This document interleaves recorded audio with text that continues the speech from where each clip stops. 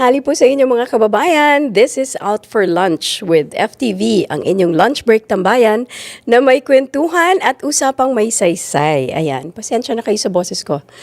Baka yung ano nyo yan, baka yung speakers nyo, baka nananaginip lang kayo na ganito yung boses ko.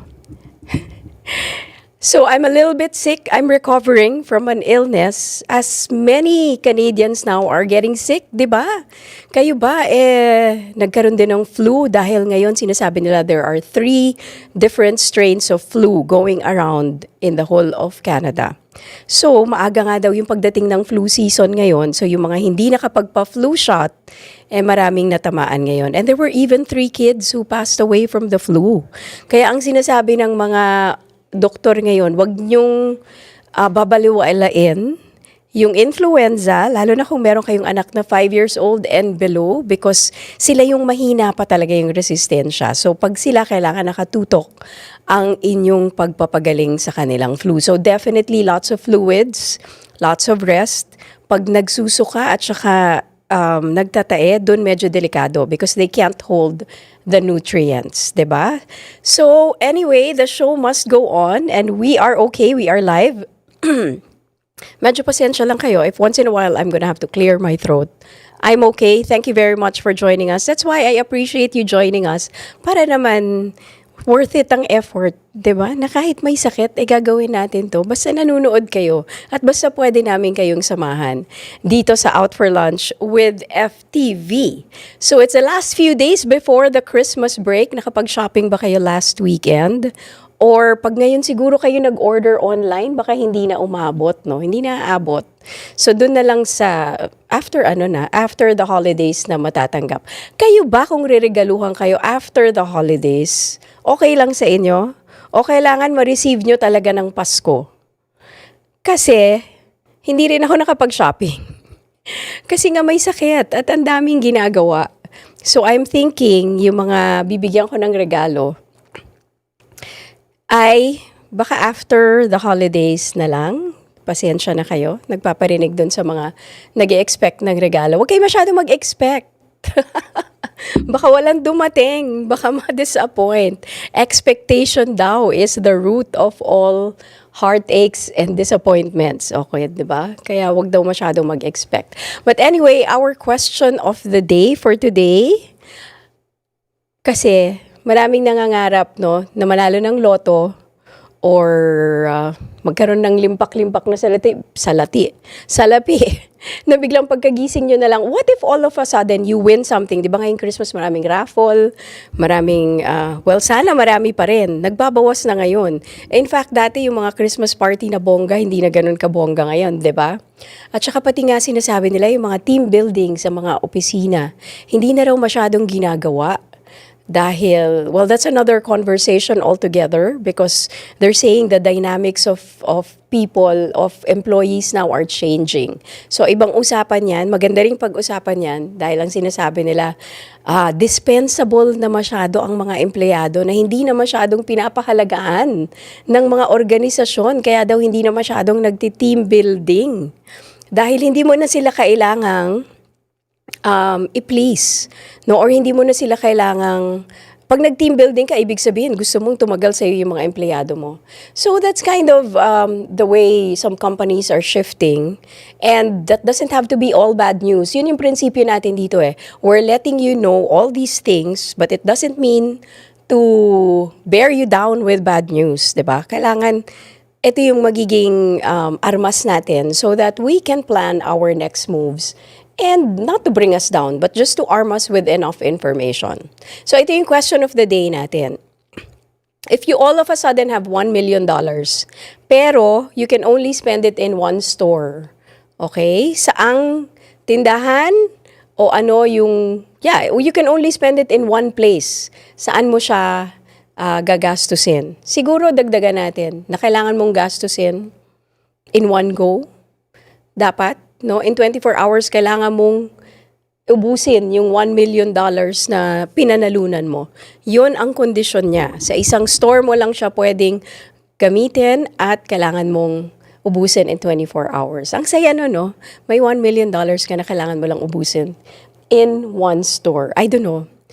Masaya ka ba nun o masistress ka? Alam mo minsan, pag ang tao, nega talaga. Siguro sabihin nila, binigyan ka na nga ng $1 million, pero sila parang, ano ba yan? Sa isang store ko lang gagastusin or 24 hours lang? Ayaw mo, di wag. No, it's just sometimes, it's a matter of perception, di ba? Happy people will be happy with a little and they will be ecstatic with a lot.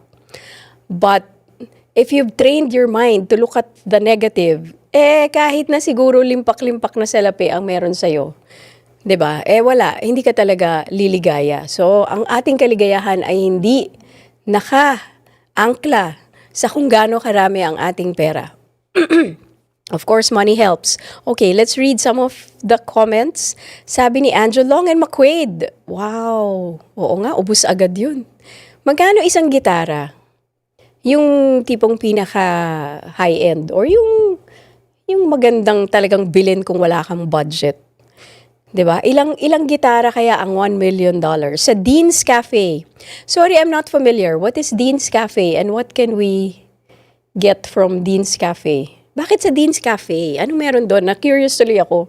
Gusto kong pumunta ng Dean's Cafe. $30,000 ang isang gitara. Wow. Di ako masyadong magaling. Hindi ko magagawa ang mabilisang math kung ilang gitara yan. Pero, pwede. 'Di ba? Kung doon lahat. Pero medyo, paano yung ipamimigay mo? Mamimigay ka na lang ng mga musical instruments. Sa bagay, maraming kaibigan si Philbert na puro mga music lovers. Wala kang mabibigay sa akin sa Long and McQuaid. Hindi ako makakapakinabang kasi hindi ako nagigitara. 'Di ba, no, Dre? Wala tayong pakinabang sa $1 million ni Philbert na gagastusin niya sa Long and McQuaid. Ni Anjo pala. Si Anjo ba yung nagsabi ng Long and McQuaid? Oo. Star in a Million, yung may-ari ng Dean's Cafe. Okay. Okay. O yan if you have $1 million, malay nyo magkatotoo. Sabi nung iba, merong nag-respond na sa Apple Store daw para gadgets for the whole clan. Ano ang pinakabagong iPhone ngayon? Na-stuck na ako sa Di ko nga alam kung anong version tong iPhone ko. May iPhone 17 na ba ang pinakabago? 18, 19, 20, 21? 17 ang pinakabago. Is that still the most wanted gift? Do you think it's still iPhones, gadgets? Ano ang maganda ring question of the day yan?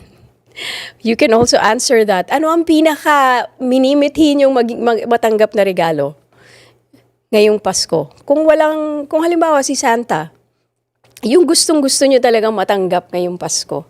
Ano kaya? Malay nyo, naka-red ako. Malay nyo, ibigay ko sa inyo. Malay nyo ako si Santa. Malay nyo ako si Mrs. Claus. Sabi ni, who was the one who commented? Hold on. Can you go back? May mga may birthday. Happy birthday sa mga may birthday. Sino? Kaninong birthday? Sorry. Sino? Pakisulat. John Ross. Hi, Filipino TV. Today is my birthday. I'm 36. Happy 36th birthday, John Ross. Ay.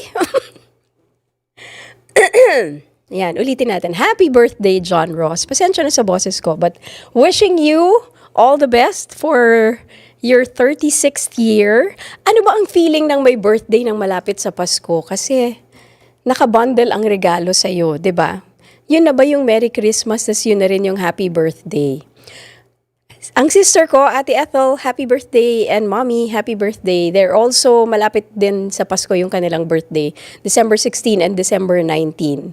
Pero dinadalawa pa rin namin yung regalo It's medyo malayo-layo pa kasi, December 16. So parang alangan naman ibigay mo ng December 16 yung Christmas gift niya. So medyo malayo. Kaya nakakakuha pa rin sila ng dalawang gifts, one birthday and one Christmas gift. John, if it's your birthday today, do people give you 2 gifts or kasama na yung Merry Christmas and Happy Birthday? And if it's just one gift, does that mean bonggang-bongga yung regalo mo dahil birthday mo na at Christmas pa, 'di ba? But if you have people you want to greet, kahit na shout out lang, kahit hindi nila birthday, sige, you can post it on our Facebook page or sa ating YouTube. Live din tayo sa YouTube ngayon sa Community Connections, FTV Community Connections page. Yan. Hanapin nyo rin yan. And you can also forward this to your friends and pwede nyo rin naman panoorin ng replay or delayed. We are actually we are also airing on Filipino TV sa mga subscribers natin on cable. Ayan. So ano pa yung ibang sagot? Saan daw nila gustong gastusin ang kanilang $1 million only in one store? Ano sabi? Clothing store. O kahit anong clothing store daw. Mamimili siya ng jackets for the community. School uniform. Wow, ang ganda naman ng puso ng nag-text sa atin. Clothing store para ibili ang mga batang walang uniforme, jackets para sa community. Ayun. Sporting goods store, sabi naman ng isa. Gear for kids teams. Para naman sa mga mahilig mag-sports. Ang sports, ang ganda ng nabibigay sa mga bata. Kaya tayo mga Pilipino kasi, hindi tayo masyadong pinalaki na very interested in sports. As a nation, syempre we are basketball crazy, that's true. But basketball is not even the best sport for our height, our culture, our capabilities, diba? That's also part of colonization din yan eh. Hindi masyadong in-encourage sa atin ang pagiging team players or sports-minded dahil if you work as a team, diba? Pwede nating i-overthrow yung mga colonizers. That's always something to think about. Okay, did I miss anyone who commented on our Facebook channel and on our YouTube channel? Okay.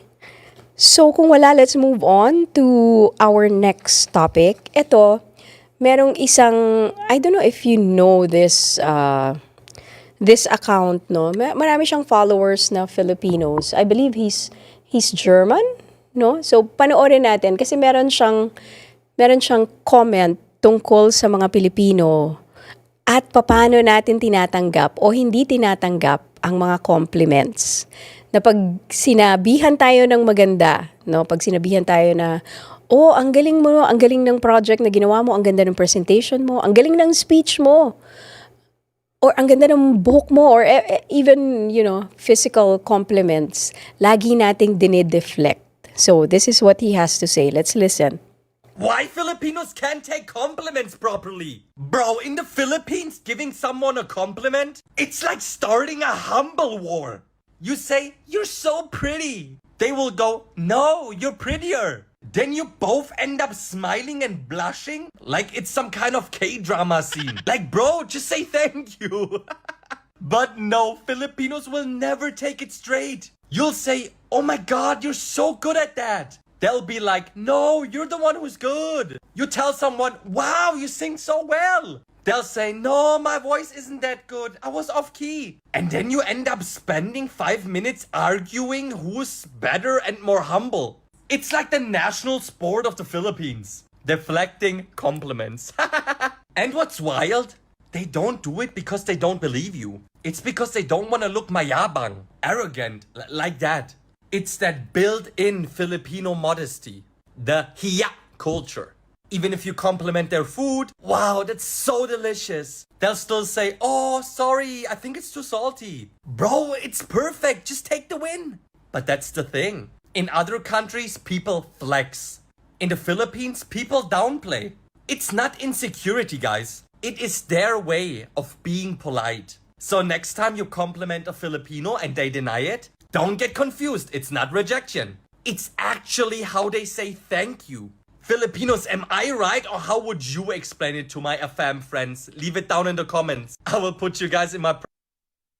O, di ba nakakatuwa kasi totoo? Ano ba sa tingin ninyo? Isa yan sa mga, siguro, ngayong lumipat kayo sa Canada, for example, if you've lived in the Philippines for a while, ay isa sa mga hindi sila sanay dito, hindi naiintindihan sa atin, sa kultura natin, or even us who have been practicing this, baka hindi tayo aware na, bakit ba tayo laging nagde-deflect ng compliment? Bakit ba kailangan natin sabihin na, hindi, mas maganda ka or mas magaling ka or hindi, wala yan. Hindi nga eh. Hindi nga maganda eh. Mas maganda yung kay ganito. Yung parang ang galing ng ginawa mo sa project or ang ganda ng pagkakasulat mo. Hindi, mas magaling sumulat si ganito. Sabi nga, because we don't want to be called mayabang. Pero ito ha, having a second look at it. Hi Tulakan Angel, thank you for always watching our show, no? And let us know if you want to greet anyone. Babasahin din natin yan dito while we're live. And we are live until 1 p.m., no? Eastern Standard Time. So itong pag-deflect ng compliments, may connection yan sa pag-manipulate sa psyche nating mga Pilipino para hindi tayo maging masyadong bilib sa ating sarili. The colonizers had to tone down our confidence to ensure that we remain obedient, to not believe that we are magaling in the guise of moral self-control. Oh, sang-ayon ba kayo dyan? During the American occupation, education was used as a deliberate tool to produce obedient colonials. Itong historia na si Renato Constantino, meron siyang sinulat na classic essay na tinatawag na Miseducation of the Filipino. So, maganda rin nyo ring basahin yan, ano? This was written a long time ago, sometime in the 1950s, but it still rings true until today.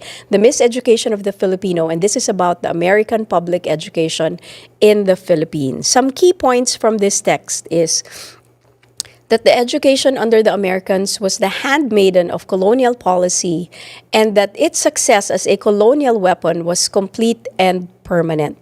The goal was to make a captive generation who thought and acted like little Americans. Using English and American textbooks uprooted Filipinos from their own past and nationalist heroes and trained them to become good colonials who forgot their own nationalist virtues. The system was designed so that the ideal Filipino was a copy of the conqueror, obedient and grateful, not confident in his own roots. Education was set up to make us admire the colonizer and distrust our own identity. Meron pang isang aspeto dyan, yung Catholic humility at colonial history. Centuries of Catholic teaching around humility and hindi dapat maging mayabang or not boastful, and that quote-unquote tinuturo sa relihiyon natin na the last shall be first also seep into our daily manners. Braggy tone is often read as a moral issue, not just a personality. So kung personality lang, baka maswallow pa natin. Pero may kaakibat na parang moral issue na pag mayabang ako, hindi sang-ayon doon ang Panginoon. So mabigat yun, di ba? Sa colonial context, social survival often meant being agreeable, hindi confrontational, hindi masyadong maingay tungkol sa sarili nating galing. Over time, naging tamang asal na yon. At ang naging resulta nito, mas safe maging understated kesa ma-accuse na mayabang o feeling. Diba? Yan ang tawag sa Pilipinas eh. Saan ba nanggaling ang ugaling ito? At yun na nga, centuries of colonization kasi trained Filipinos to be polite by shrinking their natural confidence. Colonial mentality made many Filipinos believe that what is Western is better and what is Filipino is second class. Religious teaching during colonization rewarded meekness and obedience and treated assertiveness as a spiritual risk. Hanggang ngayon, unfortunately, tinuturo pa rin ito sa mga eskwelahan sa Pilipinas, no? Marami pa rin na parang kailangan obedient ang mga bata, kailangan meek, kailangan hindi kini-question ng authority, kailangan walang opinion. Hiya became a way to keep people small, quiet, and easy to manage, and not just a way to keep people respectful. So in this culture, the moment someone speaks well of themselves, it can already feel offensive. Self-praise starts to look like a social crime, even when it is just an honest acknowledgement of hard work. So one way forward is to name colonial mentality in schools, in churches, in media, and in families so people can see it as a system and not a personal defect. Ito yung maganda nating pakinggan ngayon, pati yung mga Filipino parents, especially if you have kids who are growing up here in Canada or here in the West. We can teach them pre-colonial history, Babaylan, Lakan, the old community leaders that help rebuild pride, the pride that does not depend on Western validation. Yung parenting natin, pwede ring mag-shift from wag mayabang by default to be proud of your effort. Just do not step on others. 'Di ba? Magandang yun ang ituro natin sa mga bata kesa, oy, wag kang mayabang. Be proud of what your achievements are, but do not step on others. Compliment training matters. Model answers, ikaw mismo, dapat makita ng mga anak mo na ganito ka sumagot. Thank you, I worked hard on this, and ang dami ring tumulong. So you can give acknowledgement to those who helped you. Sabi ni Lakan Anghel, pakikisama, politeness, humility, modesty, colonial influence, a way to avoid smart shaming. It's nothing mentality. I do agree with you, sabi ni Alexis Lamsian. We are also moving towards decolonizing research in the academia, which is good. Decolonizing research is an approach that challenges Western-centric knowledge systems and actively centers the voices, values, and ways of knowing of communities that have been historically conquered. Watching from Stony Creek. Hi, Alex. And advance Merry Christmas sa inyo. Hi, Marielle. Hi, Miss Cherry. Good afternoon. Marielle Lumbao is watching us. So, ito pa, no? Media and content need more Filipino characters na mas confident and magaling without being the punchline. Hindi sila yung sinasabihan na, baka guilty tayo sa ganito, ha? We say this yung parang, ay, ikaw na te, or ang haba ng hair mo. Parang hinihiya natin yung isang tao na nagkaroon ng achievement na tayo mismo, we're actually pulling them down. 'Di ba? So we should be conscious of this and we should just praise them. And in media, para naman dun sa mga kagaya namin dito sa Filipino TV at sa ibang mga media outlets, no, or yung mga gumagawa ng pelikula, magandang gumawa tayo ng mga karakter. Hindi lang yung pinagtatawanan. Alam niyo yung mga dating sa comedy, mga binabatok-batukan. Dapat hindi punchline ang mga Pinoy. Dapat, well, of course, there's comedy. But it's good to be aware of this, na pwedeng maging excellent na hindi pinagtatawanan. Mental health work that talks openly about hiya, colonial mentality, and imposter feelings can help people separate real humility from internalized shame. So parang hindi kayo may kasalanan. Talagang merong ganitong nangyaring colonization sa atin at pagbe-brainwash sa atin para maging obedient tayo sa mga gustong manakop sa atin. So many who grew up outside of the Philippines were trained to speak up naman. They sell their skills and own their achievements. When they enter a Filipino space, that same confidence can suddenly be read as yabang, which creates confusion and silent tension. This is not a character flaw. It is a clash between two different scripts about confidence and humility. So kung isa naman kayo sa mga experience niyan, no, na parang you're confident, but when you join your titas, your lolos, your lolas, magkakasama rin kayo ngayong Pasko, 'di ba? All of a sudden you feel the tension na parang pag nagmalaki ka, ang tingin sa iyo mayabang, mismo ng mga kamag-anak mo. 'Di ba? So just know that this is the background of that. So we can shift, ito ha, pwede nating i-shift yung ating paningin dito. We can shift from, I am really good at this, kung gano'n ang sinasabi nyo dati, pwede nating sabihin na, thank you, I'm really proud of this project, ang dami ko rin natutunan at marami rin ang tumulong.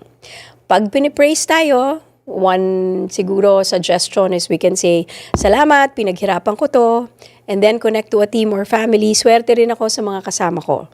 Then, when we are teased naman, oy, mayabang, gently reframe with, hindi naman, masaya lang ako na nag-workout after lahat ng puyat and hard work.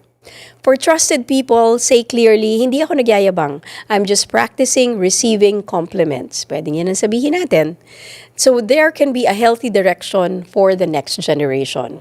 Pwede nating inormalize sa mga bata na magsabi na, thank you, I'm proud of myself, na hindi natin sila hinihiya. Thank you, I'm proud of myself. Pwedeng ganyan ang sagot nila sa kanila mga ninong, ninang, tito, tita. Affirm the achievements as community wins and not solo ego trips. Ito rin yung pwede nating ipaalala sa mga kabataan na hindi mo naman magagawa yan kung walang tumulong sa'yo. So it's nice to remind them that the community or kung sino man yung tumulong was there with you para hindi maging solo ego trip. Keep kapwa and pakikisama but remove the part that demands people to dim their own light. So for those of you who didn't grow up in the Philippines, siguro baka tinatanong nyo, ano kaya? Are they just being polite or is it insecurity? Halimbawa kayo naman yung nagpe-praise sa mga kapwa nyo Pilipino but grew up in the Philippines. Many Filipinos actually in-explain natin sa kanila naniniwala naman ang mga Pilipino sa mga compliment na ito. Lalo na kung galing sa trusted person. Pero cultural training and colonial encoding tells them to not take their strengths too seriously and have less confidence in themselves. So most of the time, Filipinos believe this is modesty, a social etiquette. Kaya, kesa naman, I secretly hate myself. So for some reason, self-praise was formulated to become undesirable and almost scandalous. Diba? So, siguro kung meron tayong iiwanan sa inyo ngayon, pwede nating alisin na lang sa atin yung pag sinasabi natin, ikaw na te, ikaw na magaling, or di ba meron tayong version yan yung, uwi na tayo, may nanalo na. It's like shaming the confident ones, no? And totoo nagtatawanan tayo sa mga ganito, pero nai-ingrain pa rin sa psyche natin. Pwede bang ibahin natin yung sense of humor natin na magkakatuwaan pa rin tayo, but we're not shaming others for being proud. So how to explain to non-Filipinos centuries of colonization that trained us to be polite by shrinking our own confidence? In the Philippines, sounding arrogant is socially dangerous. There is a strong value called hiya. Hiya means shame plus self-control that tells you not to act too full of yourself. So when you praise a Filipino, they often buffer it with jokes, self-deprecation, or a return compliment. It's usually not a rejection. It is a coded way of saying thank you. Kagaya nung sinabi nung kanina na may IG and YouTube account, diba? Thank you, but we are still equal, okay? So, yan. Yan ang ating topic for the day, which is good because magkakasama-sama tayo ulit ng ating mga kamag-anak ngayong Pasko. And minsan ang ang Filipino families, sama-sama yan ng may tita, tito, may mga dito na lumaki, pero may mga elders na sa Pilipinas lumaki at magkakaiba ng values or minsan nagkakalituhan. So, keep the communication lines open. Enjoy your get-together.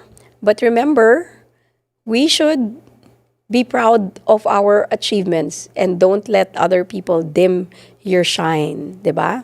Thank you so much to Alexis Lamsen, Lacan Angel, Mariel, for all your comments. I'm watching your new show over lunch and it's a great break. Oy, thank you. That's exactly our point. No, we wanted to be with you on your lunch break dito sa Out for Lunch with FTV. So we appreciate those who left their comments and thank you for being with me today. A little bit under the weather, but I appreciate your presence in this habang naka-live tayo dito. At least nakikita ko na meron tayong kasama, meron tayong mga kababayan nating Pinoy na nanonood sa atin. And that ends our live show for today. We'll see you again tomorrow. And then, enjoy your Christmas break. At for sure, magkikita-kita tayo ulit on January 5, pagbalik natin from our New Year and Christmas break. So again, paalala sa mga kababayan natin abroad, 1:30 in the morning sa Pilipinas, pag umiere tayo dito, 24-hour city ang ang Manila at saka ang daming 24-hour city na ngayon sa Pilipinas. So maybe you'll be able to catch us at 1:30 in the morning in the Philippines, Hong Kong, and Singapore. We air around 8:30 in the evening in Saudi Arabia and Qatar and 9:30 in the evening in Dubai and the rest of UAE. Hi, Romel! Watching from Cavite, Philippines. Wow, anong oras dyan ngayon? It's 2:30 in the morning. Wow. Thank you for watching all the way from Cavite. So, wherever you are in the world, maraming salamat po sa panonood and we'll see you again tomorrow.